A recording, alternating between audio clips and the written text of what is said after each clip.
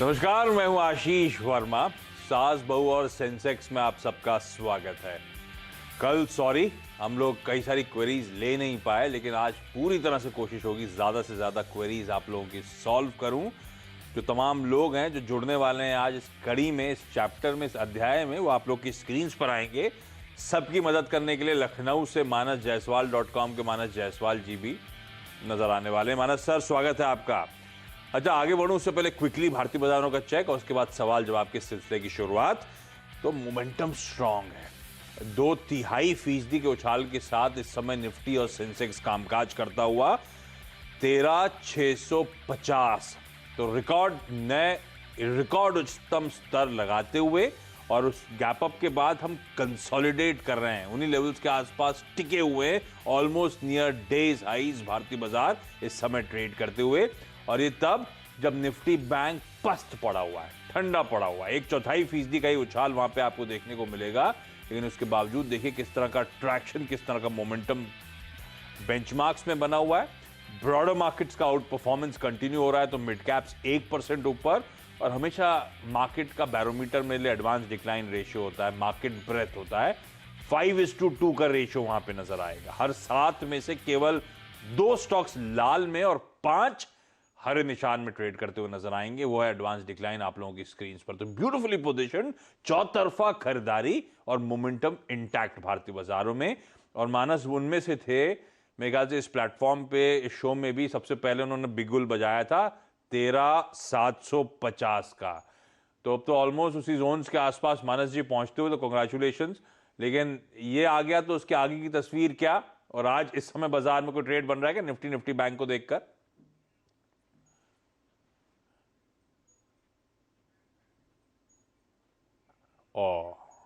तो अगर आज निफ्टी ने आ गया 13,600 के ऊपर क्लोजिंग दे दी, नहीं, फिर से तो रिपीट शायद माना सर फिर से रिपीट करना पड़ेगा। वो ऑडियो आपका फ्रीज हो गया था, आपका फ्रेम फ्रीज हो गया था दरअसल। फिर से बताओ।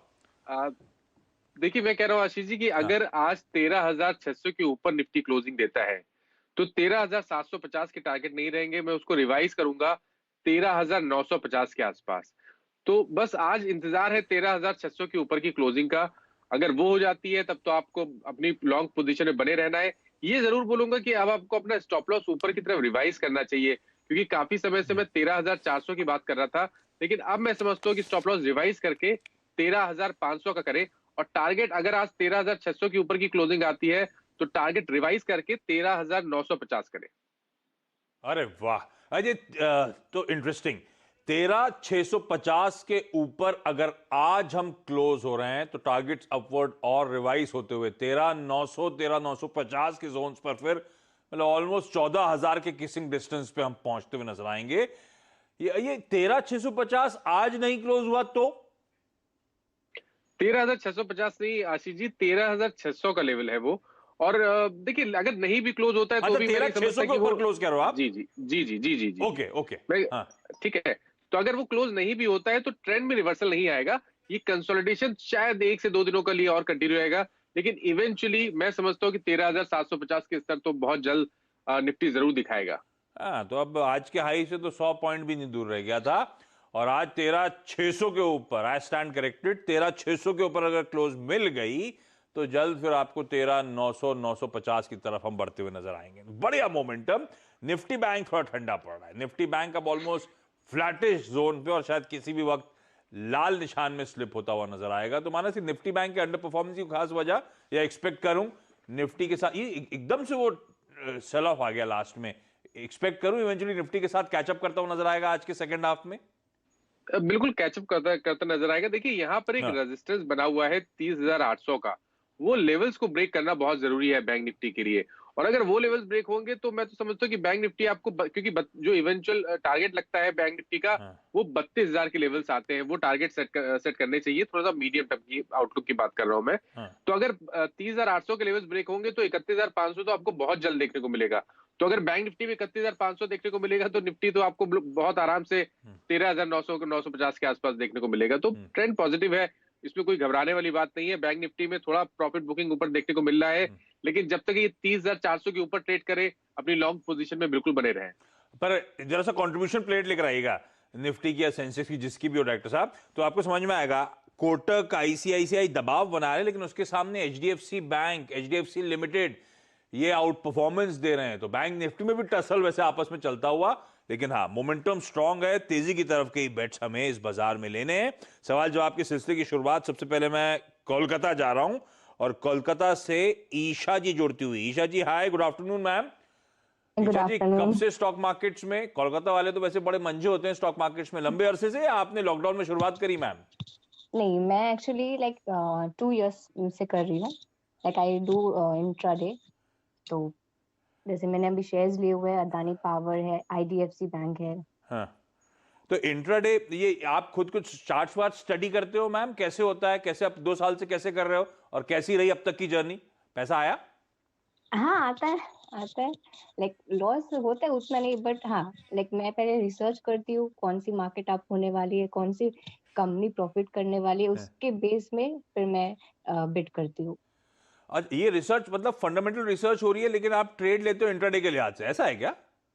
नहीं, कोई शेयर्स होते हैं, इट डिपेंड्स। लाइक अगर लॉन्ग टर्म के लिए होते हैं तो वो भी लेती हूँ, और इंट्राडे होता है हाँ। तो डिपेंड करता है। शेयर अगर शॉर्ट टर्म के लिए हो, लॉन्ग टर्म के लिए हो, दोनों ही करती हूँ। चलिए, सेल्फ स्टडी और उसके बाद कन्विक्शन के साथ बेट्स लेने का सिलसिला। आपने 2 स्टॉक्स के नाम लिए जो आपके पास है, पहला कौन सा था मैम? ऑलरेडी है पोर्टफोलियो में, और किस रैशनल से लिया था, कौन सा स्टॉक है? वो मैं एनएससी करती हूँ, एनएससी नेशनल स्टॉक एक्सचेंज। हाँ। अदानी पावर है और एक आईडीएफसी बैंक है। आईडीएफसी बैंक मैंने 200 क्वांटिटीज लिए थे, 200 शेयर। हाँ।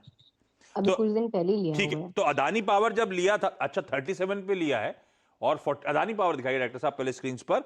37 पे लिया है ईशा ने, 47 मेरे ख्याल से इस समय कामकाज कर रहा था। अदानी पावर में तो अच्छे खासे मुनाफे हो रहा है। ईशा, जब अदानी पावर लिया था तो ट्रेडिंग का मन था, लॉन्ग टर्म के लिहाज से लिया था? हाँ, मैंने लॉन्ग टर्म के हिसाब से ही लिया था। Actually it's been many years मैंने लिया हुआ है। लाइक बीच में बहुत लॉस में हुआ था, हाँ। तो इसलिए मैंने सेल आउट भी नहीं किया था। तो अभी जैसे आई एम सीइंग दैट की मार्केट इज ग्रोइंग ना अदानी पावर में।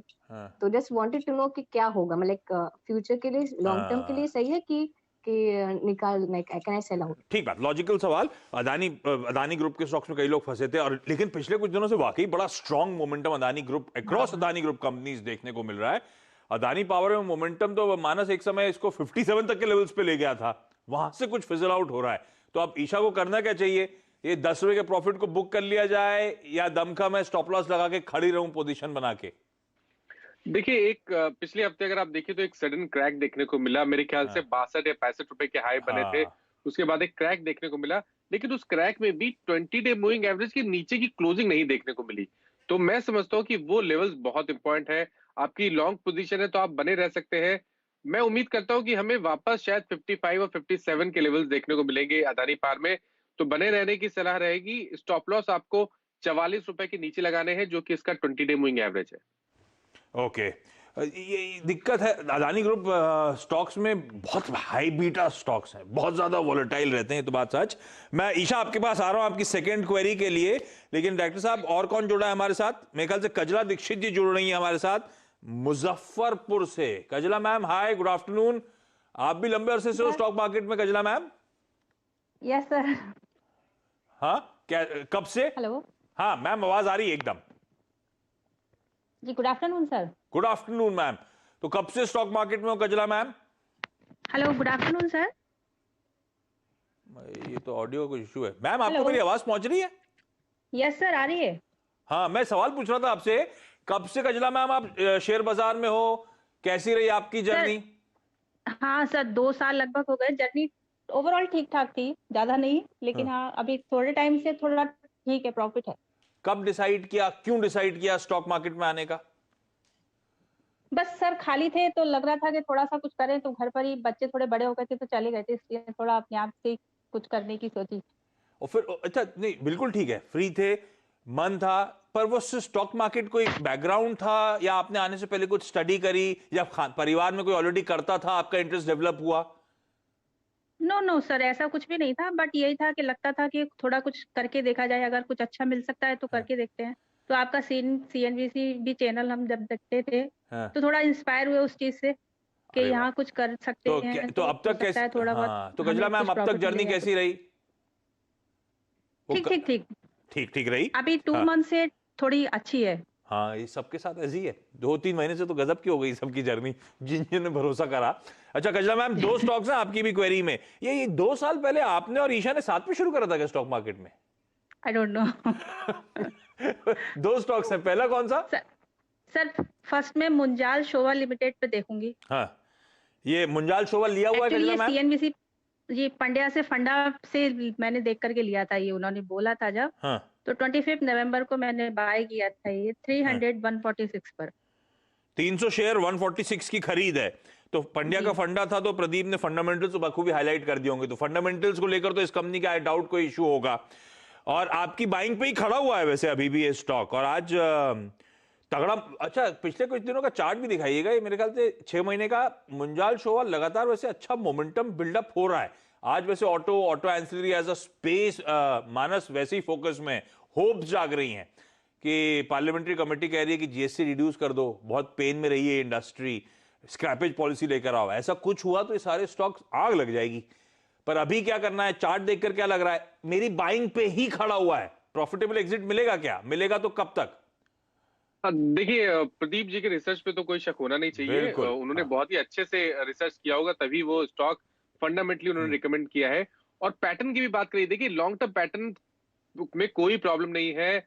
ये हाई लेवल पे शायद 165-170 के लेवल तक भी जा सकता है, लेकिन इनकी क्वेरी को देख के ऐसा लगता था शायद इनको थोड़ा फास्ट रिटर्न चाहिए, तो उसके लिए मैंने इनको स्विच करने की सलाह मैं दूंगा ल्यूमेक्स ऑटो टेक्नोलॉजीज पे। उसका रीजन ये है, देखिए अगर आप मुंजाल शॉ होल्ड करना चाहती तो मेरे को कोई इशू नहीं लगता, मैं समझता हूँ बिल्कुल आप बने रह सकते हैं। 129 का स्टॉप लॉस रखिए और 160-165 के टारगेट सेट करिए, इंतजार करिएगा 2 से 3 मंथ का। लेकिन इसके अलावा अगर कोई और स्टॉक इसी क्षेत्र में बेहतरीन लगता है तो वो है ल्यूमेक्स टेक। वो ल्यूमेक्स मेरे ख्याल से ऑटो टेक्नोलॉजीज लिमिटेड करके कंपनी है। उसके चार्ट अगर आप देखिए तो वहां पर आपको बहुत क्लियर पैटर्न दिखेंगे। वहां पर inverse head and shoulder pattern का ब्रेकआउट पिछले हफ्ते ही देखने को मिला है और यहां से भी एक डिसेंट अप मूव देखने को मिलेगा। तो मैं इसको रिकमेंड करूंगा। मेरे हिसाब से 113 के स्टॉप लॉस से यहाँ पर खरीदारी करनी चाहिए और आपके जो पहले टारगेट होंगे वो 175 के होंगे आशीष जी। लेकिन स्ट्रेंथ इतनी है स्टॉक में लॉन्ग टर्म चार्ट्स पे कि शायद ये 210 के लेवल्स भी आने वाले 6 से 8 मंथ में टेस्ट कर सकता है। तो मेरे लिए हाँ जी, कौन सा स्टॉक? ल्यूमेक्स ऑटो ल्यूमेक्स, हाँ स्क्रीन पे वही चल रहा है, आज 14% ऊपर भी है जी। पैटर्न बहुत पॉजिटिव है अरे वाह। आशीष जी। देखिए यहाँ पर inverse head and shoulder pattern का ब्रेकआउट देखने को मिला है। हाँ, तो ठीक है। अगर इनको बहुत फास्ट रिटर्न चाहिए तो आपको मुंजाल शॉ से निकल के इसमें आना चाहिए। पर मेरे हिसाब से मुंजाल शॉ एक बेहतरीन स्टॉक है हाँ। जहां पर आपको 129 के स्टॉप लॉस से बिल्कुल बने रहना चाहिए लॉन्ग टर्म। बिल्कुल ठीक। तो ल्यूमेक्स ऑटो आज सुमित ने ब्रोकरेज सुपरस्टार्स में कल डॉलर इंडस्ट्रीज मेंशन करा था, आज देखिए ल्यूमेक्स ऑटो बात करी इन्होंने और आग लग गई स्टॉक में। मेरे ख्याल से 15-16% तक उछाल दिखा रहा है, इस समय भी दिखा रहा है उसी तरह की तेजी, जब बोला था तब इस तरह की तेजी आ गई थी। तो मानस जी कह रहे हैं यहां से और तगड़ा आउट परफॉर्मेंस स्टॉक दिखाएगा। तो कजला मैम, सिंपली पुट, जल्दी जल्दी पैसा चाहिए तो ल्यूमेक्स ऑटो में दाव लगाया जा सकता है, अच्छे अप मूव्स देखने को मिलेंगे और मुंजाल में बना रहना है तो कोई दिक्कत वाली बात नहीं। फंडामेंटल्स प्रदीप ने हाईलाइट कर दिया, मानस जी कह रहे हैं चार्ट में भी स्ट्रेंथ है, इवेंचुअली अच्छा प्रॉफिटेबल एग्जिट मिलेगा। क्विकली ब्रेक पे जाने से पहले ईशा के पास वापस जा रहा हूं, प्रॉमिस किया था। ईशा, अदानी पावर की बात हो गई, दूसरा स्टॉक कौन सा और क्वेरी क्या है? दूसरा स्टॉक है आईडीएफसी बैंक का, भी कुछ दिन पहले लिया हुआ है। जस्ट वांटेड टू नो कि लाइक इट्स शॉर्ट टर्म के लिए ठीक है कि मैं लाइक लॉन्ग टर्म के लिए नहीं, तो आपने जब लिया था तो किस लॉजिक से लिया था ईशा? लाइक एक्चुअली मैं आपके चैनल देखती रहती हूँ तो उसमें लाइक बोला गया था कि like it's a high time to buy this one. हाँ, तो वी वैद्यनाथन साहब इसके एमडी सीईओ हैं, उन पे बाजार खासतौर पर बड़ा बेट करता है। और प्रदीप की बात हुई अभी, पंड्या का फंडा, प्रदीप के भी one of the favourite picks रही हम लोग जब फ्राइडे शोज करते थे, और वाकई ये स्टॉक ने लोअर लेवल से अच्छा आउट परफॉर्मेंस दिखाया है। तो आपकी खरीद है 40 की और ये स्टॉक चल रहा है शायद 38 के आसपास। मानस रखना है क्या लॉन्ग टर्म के लिहाज से आईडीएफसी फर्स्ट, या फिर मेरी 40 ही खरीद पे मेरा जो भी हो प्रॉफिटेबल एग्जिट कब मिल सकता है, रखे रहूं, इन्हीं लेवल्स पे निकाल दूं? आपके हिसाब से क्या स्ट्रेटजी होगी? देखिए मेरे हिसाब से तो आईडीएफसी फर्स्ट बैंक को बिल्कुल रखना चाहिए। अगर आप मीडियम टर्म आउटलुक के हिसाब से बात कर रहे हैं तो मेरा जो टारगेट आता है वो 50 रुपए का आता है। High top higher bottom chart से बहुत क्लियर दिख रहे हैं। स्टॉप लॉस मैंने शायद गलत पुट किया है, 39 स्टॉप लॉस नहीं रहेगा, 34 का स्टॉप लॉस रहेगा। तो आईडीएफसी फर्स्ट बैंक में बने रहे, 34 रुपए का स्टॉप लॉस रखे और 50 रुपए के टारगेट सेट करके चले। 50 के टारगेट्स, वाह। तो 47, 48 के आसपास के शायद साल के हाईज भी थे, तो ऑलमोस्ट अपने साल के हाईज की तरफ बढ़ता हुआ नजर आएगा। ईशा घबराने का नहीं है, 34 पे स्टॉप लॉस लगाइए। मानस कह रहे हैं इवेंचुअली अच्छी तेजी होगी। और आईडीएफसी फर्स्ट जब भी चैनल पे वैसे बातचीत हुई, लॉन्ग टर्म के लिहाज से कई बार वाकई इसका जिक्र हो चुका है और अच्छे रिटर्न्स भी स्टॉक ने दिए। 18 के लो से आज ये 38 पे आके खड़ा हो चुका है। क्विकली छोटा सा ब्रेक के उस पार में मुजफ्फरपुर हो आया और कोलकाता हो आया। ब्रेक के उस पार जयपुर जाना है, जहां पे मीरा जी इंतजार कर रही है।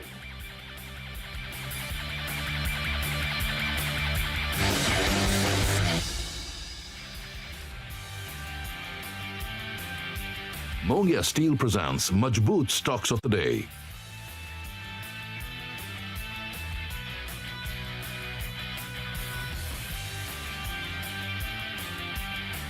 फर्नीचर सिर्फ सेंचुरी लैमिनेट्स और प्लाईवुड से बना है। इन दोनों में है वाइनोकल टेक्नोलॉजी, जिसके एक्टिवेटेड। ब्रेक के बाद आपका स्वागत है और अब क्विकली जयपुर जा रहा हूं और मीरा गारेकर जी हमारे साथ वहां से जुड़ती हुई। मीरा मैम, हाय, गुड आफ्टरनून। सवाल पूछे मैम। शेयर खरीदे हैं, यूपिन खरीदा है 950 पर शेयर 100।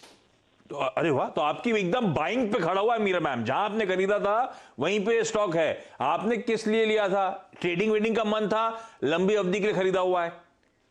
नहीं, ट्रेडिंग के लिए, शॉर्ट टर्म के लिए खरीदा था। मैंने सोचा कि सोलर तो ये 1000 रुपये होगा तो मैं बेच दूंगी। ये कब खरीदा? हाल फिलहाल ही खरीदे, कुछ दिनों से रुके हुए आप? नहीं, लास्ट वीक खरीदा मैंने। स्टॉप लॉस लगाया था? नहीं, स्टॉप लॉस तो नहीं लगाया। मैम, ट्रेडिंग वैसे अभी दिक्कत नहीं हुई है, लेकिन ट्रेडिंग करने का मन था, मोमेंटम को चेज करना था, तो स्टॉप लॉस जरूर लगाने का। लेकिन मानस, इन्होंने 950 पे खरीदा हुआ है, इनकी बाइंग के आसपास खड़ा हुआ है। 1000 के लेवल दिख जाए आजकल 2-3 दिन में तो निकल जाए, हो जाएगा कैसा? बिल्कुल हो सकता है। देखिए, मेरे हिसाब से तो शॉर्ट टर्म टारगेट आता है 1050 का। कंसोलिडेशन ऑलरेडी कंप्लीट हो चुका है, तो बिल्कुल बने रहने की सलाह है। 930 रुपए का स्टॉप लॉस रखें। मैम, बिल्कुल सही स्टॉक पकड़ लिया, इसका मतलब मानस जी का कहना 1000 नहीं 1050 तक दिख जाएगा। तो आपके टारगेट्स इवेंचुअली अचीव होंगे, बने रहिए। स्टॉप लॉस का लगाया मानस? 930 रुपए का Ashish ji stop loss. Ma'am, 930 रुपए का स्टॉप लॉस जरूर लगा लीजिए इस पोजीशन पर। चलिए, इस नोट पर कजला जी, मीरा जी और ईशा जी, आप सबका धन्यवाद जुड़ने के लिए आज। और मानस सर, आपका तो खास तौर पे बहुत बहुत धन्यवाद। अब इंतजार रहेगा बेसब्री से 13,750 और उसके बाद 13,900, 950 के जो नए दायरे खुलने वाले हैं। हम सब बेसब्री से इंतजार कर रहे हैं और 14K की टी शर्ट की तैयारी करनी पड़ेगी अब तो, इस तरह का मूड माहौल होने लगा। चलिए, लेकिन इस पॉजिटिव नोट पर आज के शो में इतना ही। ब्रेक पे जाऊं उससे पहले आपको बता दूं, CNBC आवाज और नेशनल स्टॉक एक्सचेंज ने मिलकर एक विशेष मुहिम की शुरुआत करी है, इन्फॉर्म्ड इन्वेस्टर। अपनी फाइनेंशियल जिम्मेदारी निभाएं। एक निवेशक के लिए जानना जरूरी है कि समय पर फाइनेंशियल कमिटमेंट पूरा करना चाहिए, नहीं तो भारी जुर्माना लग सकता है। तो ध्यान रखिएगा, अपने फाइनेंशियल कमिटमेंट्स को हमेशा समय पे पूरा करिएगा।